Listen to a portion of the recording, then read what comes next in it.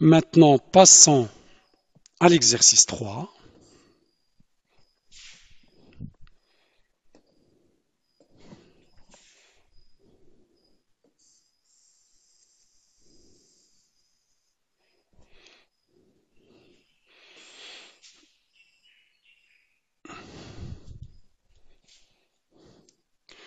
Eh bien, écrire la négation des propositions suivantes. Donc, j'ai les nombres ABC qui sont réels. A, B et C appartiennent à R. Alors, premièrement, x inférieur ou égal à 2, racine de 2 plutôt, ou x supérieur ou égal à racine de 2. Je vais appeler cette proposition ou cette phrase, je vais la noter A et je vais chercher sa négation. Ça veut dire A bar. Donc vous savez que la négation de A, ça va se faire de la façon suivante. On va prendre la négation de toute cette expression.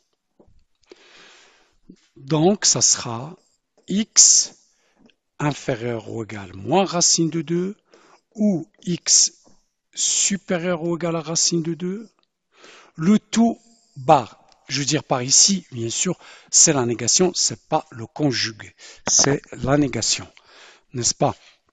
Et donc je sais que la négation de cette phrase, quand il y a des connecteurs, des séparateurs, le ou sa négation c'est et. Et donc j'obtiens que A bar, c'est la négation de cette expression et la négation de cette expression-là. Et là, vous savez que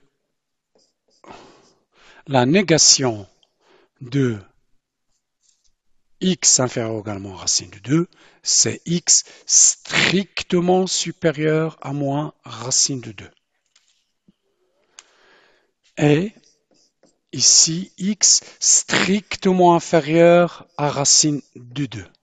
Et donc, je peux dire que ceci, c'est x appartenant à l'intervalle ouvert moins racine de 2, racine de 2.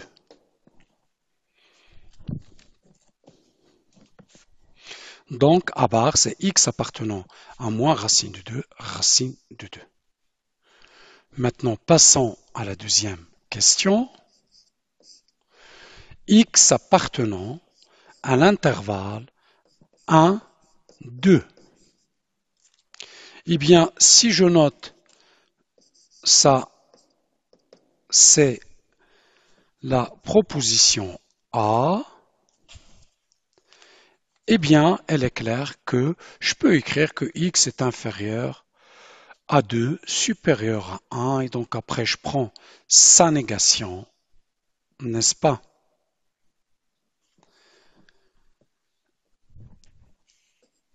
Et donc, je détaille comme l'exercice avant, ça veut dire x supérieur à 2 devient x strictement supérieur à 1 devient strictement inférieur à 1 et x inférieur à 2 devient x strictement supérieur à 2, ce qui me donnerait donc moins l'infini 1 ouvert, 2 ouvert plus l'infini. Comme je peux faire comme la façon suivante, ça veut dire tout simplement, je vais prendre x appartient à l'intervalle 1, 2 et je vais prendre sa négation. Attention, la négation de appartient à l'intervalle 1, 2, appartient, reste. Je ne vais pas dire n'appartient pas. Ça, on l'a bien précisé en cours. Donc, ça sera x appartient, mais je prends la négation de l'intervalle 1, 2, je vais l'écrire comme ça. Eh bien, la négation de cet intervalle, ça veut dire que c'est son complémentaire dans R. Ça veut dire là, tout par ailleurs dans R où cet intervalle 1, 2 n'existe pas. Ça veut dire c'est l'intervalle moins l'infini 1 union 2 plus l'infini.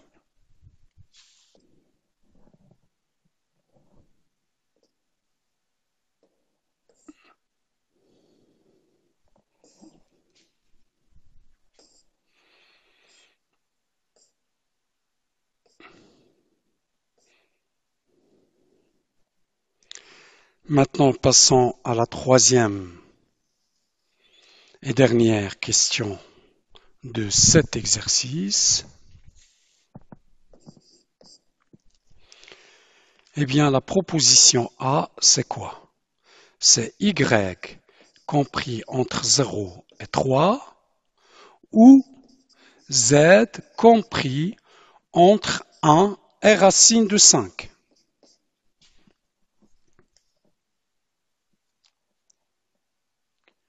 Donc, par exemple, si y entre 0 et 3, vous savez que ça veut dire y supérieur à 0 et y, je vais l'écrire là, y supérieur à 0 et y inférieur ou égal à 3. Pareil ici pour z. Donc, on va écrire le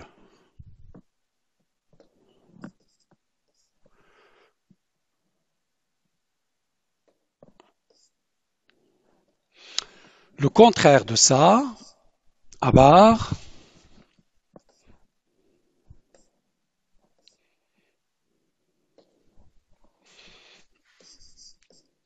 eh bien, à barre, ça sera le contraire de ça, ça veut dire y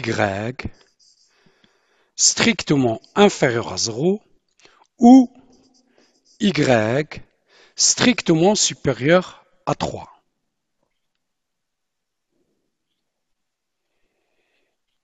Ici, le ou devient et.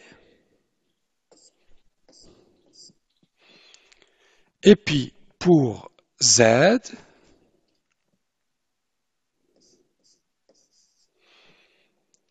eh bien, ça sera z strictement inférieur à 1 ou z strictement supérieur à racine de 5.